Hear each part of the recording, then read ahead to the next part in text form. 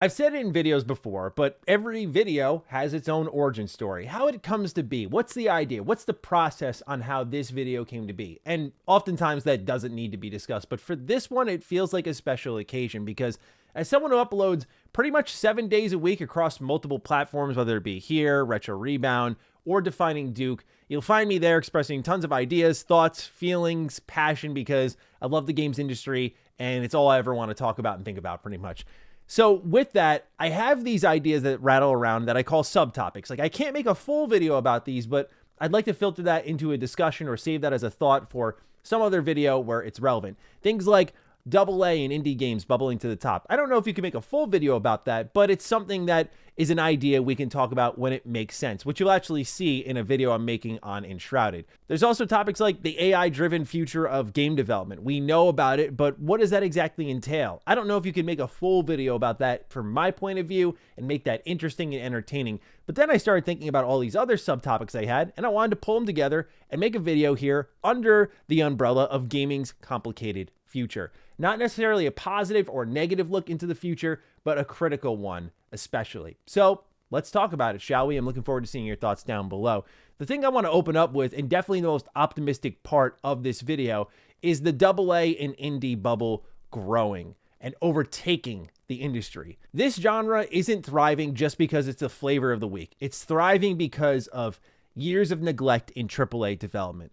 When you look at the biggest successes of 2024 thus far, they are games like Palworld, Helldivers 2, Enshrouded, Balatro, Pacific Drive, Last Epoch. These are games from independent developers or smaller teams that are not pumping their games full of billion-dollar budgets and finding greater success than games that have come out this year like Suicide Squad, like Skull and Bones. And I know those are easy targets, but if you take an honest look at the biggest successes of the last couple of years, it has not been the big AAA games. It's been independent teams chasing creativity. And I think it's because finally consumers have learned. There was a stretch of time where I was pretty concerned with the consumers' lack of ability to learn in the games industry because we had been handed time in, time out, low quality products where the writing was on the wall, the trailers were disingenuous, the developer had a bad history, or the publisher had a history of lying, which pretty much every single one of them does, and people would still gobble it up. It would still be a financial success,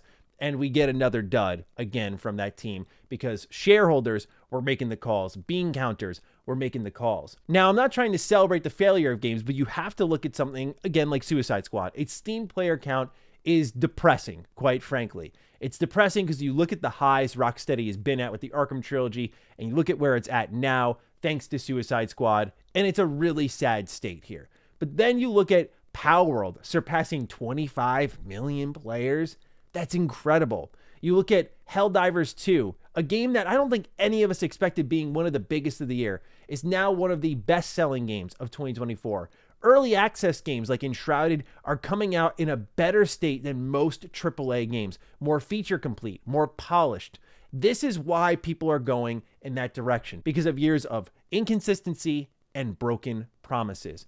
And I think this is where the industry is going to continue to trend. People are more interested in cheap games like Balatro than big $70 blockbusters that you just pump up full of Michael Bay level cutscenes and call it a day, right? Some people will always be attracted to that. But I think in an industry that's driven by creativity, we need to come back to the drawing board a bit, stop chasing what other industries are doing and how they attract new fans, and focus on what gaming does in a special way in the first place. And that's expressing creativity and interactive ideas, all done through an entertainment medium that no other one can simply imitate. You can take movie elements, you can take anime elements, you can take book elements and put them into games, but none of those can create an interactive experience like games can. And I think these indie games, these AA games, are thinking on that level where AAA is thinking about the person who doesn't game all that often and trying to wow them in with licensing, wow them in with big production cutscenes, and perhaps the biggest promise of them all, the unending video game. Live service has polluted the video game space in such a way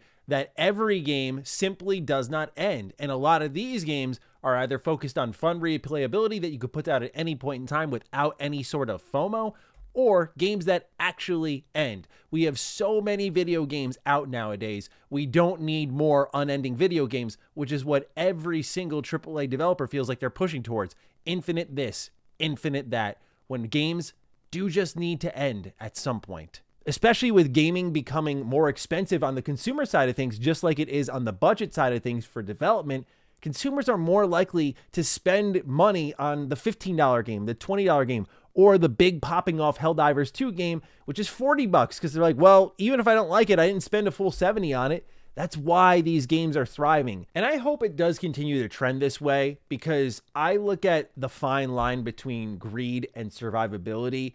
And I think you can tell when it's greed and when it's survivability when certain decisions are made. I think right now, this chase to break down the barriers of gaming, to reach new audiences, to sustain what we have now, is driven by a combination of the two. But I would say if you're going to put one in the lead, it's probably greed. Pardon the rhyme there. I say that because as the walled gardens fall down, as we do less exclusives, as we put games everywhere from TV applications to phones, to computers, to consoles, to dongles, whatever games are available on, they're everywhere. The last step to me is to start digging into the wallets of that existing base. As you continue to grow, eventually you're going to hit that brick wall one way or another, whether it's now or it's in the future. You're going to have to adjust how you make these products in the first place. And I feel like whether it's now, where we have this pretty tight ecosystem of PC, consoles, and some cloud gaming options, versus in the future where it's everywhere, either way, my belief is that you are going to have to start shaping your games into smaller, tighter budgeted things. Otherwise, the risk is just way too high, and it's going to continue to blow up in your face, and you're going to see more closures, more layoffs, that sort of stuff.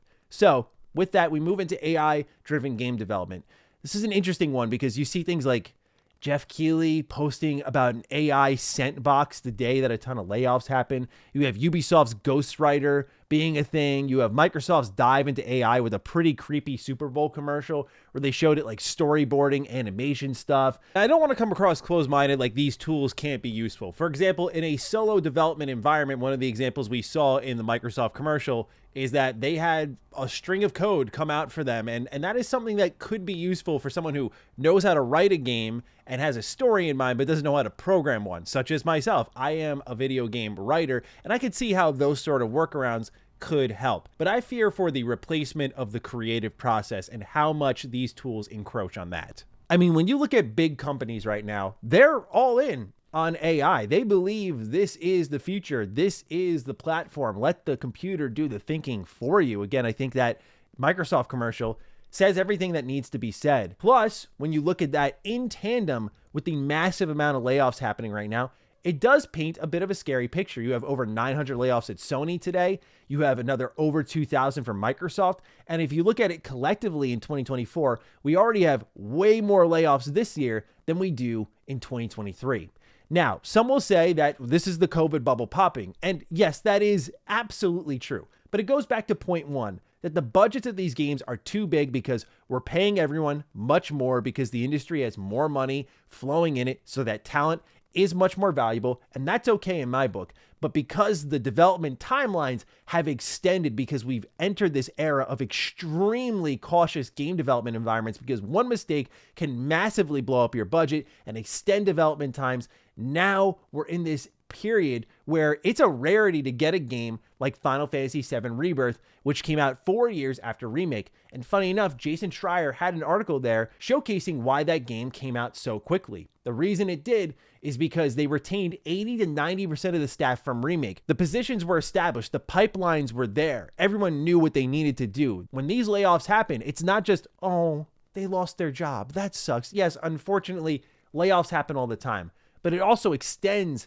the next development pipeline by an extreme amount, because now you need to reteach a ton of people things that were already built in to your system. You have to create whole new pipelines, whole new working relationships. It is a dramatic ripple effect. And when these layoffs continue to happen en masse like they are, and the workers are unprotected, what you're going to see is less and less people wanting to work in game development, and more of those slots eventually being filled by AI. It's why I think, and I get it, I'm an indie developer, so my belief is stronger than others. Small teams, small budgets win the day. And those are the companies that are going to continue to survive and continue to be independent and don't need to rely on anybody at all except their fans, which is how the relationship should be.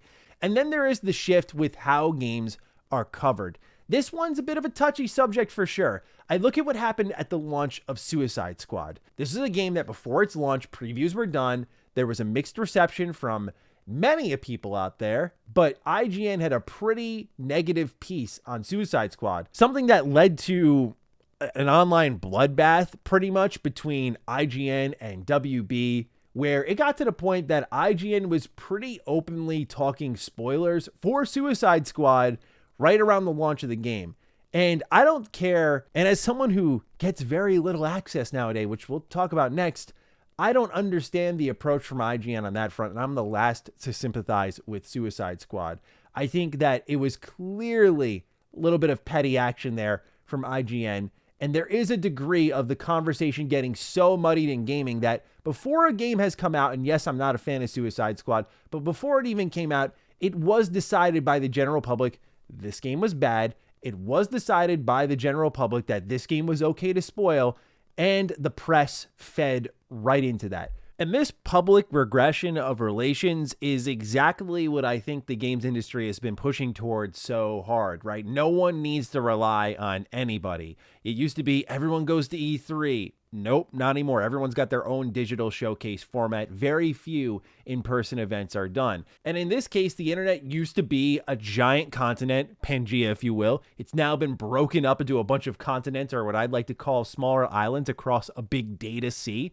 And what you're going to see now is WB on their island, IGN on their island. They don't need each other anymore. So IGN's going to spin their web to survive as they would, because they're one of the last standing successful press websites. So they're going to cover Suicide Squad in a way differently than maybe they would have before. Because if I am to heavily assume here, IGN's point of view may be something along the lines of, we just lost access to now and forever WB games, so we're going to have to cover them differently, and that means tapping into more of the public zeitgeist than previously we would have before. So let's talk the spoilers, because people are upset about the story. Otherwise, we would have just done a review, maybe some gameplay videos, and that would have been it. But now it's shifted because you don't need to maintain the relationship with WB. Something that, despite what the press will tell you, these relations matter to them more than any single content creator out there. We'll talk about it later, but this is where the industry wants to be. A bunch of isolated silos that effectively function as echo chambers where like-minded people can sound off depending on what side of the fence they're on. By that, I mean there were people who were deciding IGN was being petty,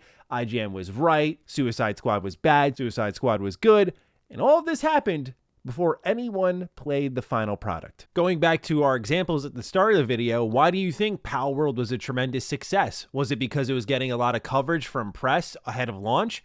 No, it was because of streamers, word of mouth, excitement. That's what are carrying these games to the top. So for WB, they don't care what IGN does. The less coverage on an exclusive basis from them, the better, because it likely increases their chances of reaching a level that none of these sites and even content creators such as myself could ever bring them to. And content creators have definitely been put in the influencer space, which I know is a little bit of a pedantic correction, but I think that distinguishment needs to be made. There are people who are straight up influencers. They just make videos about products and try to pretty much convince you to buy everything under the sun. Then there are content creators, people who they can still do influenced pieces. Like I've done dedicated videos. I did one on MetaQuest 3. I did one on Persona 3 Reload. I mean, you get that creative freedom, but I get that people would understand there's potentially a degree of bias packed into that video. But there are some people who are just dedicated to that particular type of content because that's where the bread is. Then there's content creators who have thought pieces, review pieces, critical pieces, maybe something such as this. And when they're put in the influencer space, that's more about day and date access, because now you're just good for a stream. You're good for like a quick rush job video. And then that leads to more day and date purchases that these companies absolutely thrive on, because the less knowledge you as a consumer have, the better. And make no mistake that as someone who's in the thick of it, I'm watching as these companies are trending away from giving more information and more access. Remember that if you've tracked my channel for a long while, you'll know that there were stretches of time I had tons of previews on lock. haven't you noticed there's a pretty big change across not just me, but other creators? Way less preview access for us. Again, that's not just a thing that, oh, I guess they're getting less opportunity. There's a reason behind it. Yeah, this is just a lot of spitballing and thoughts on where we are heading as an industry. And so I'm looking forward to hearing your thoughts on all of this down below, where you think we're going positively, negatively, critically, whatever you want. Please fire away. And with that, take excellent care of yourselves, and I will see you in the next video. Stay sexy, stay active. I love you all. Peace.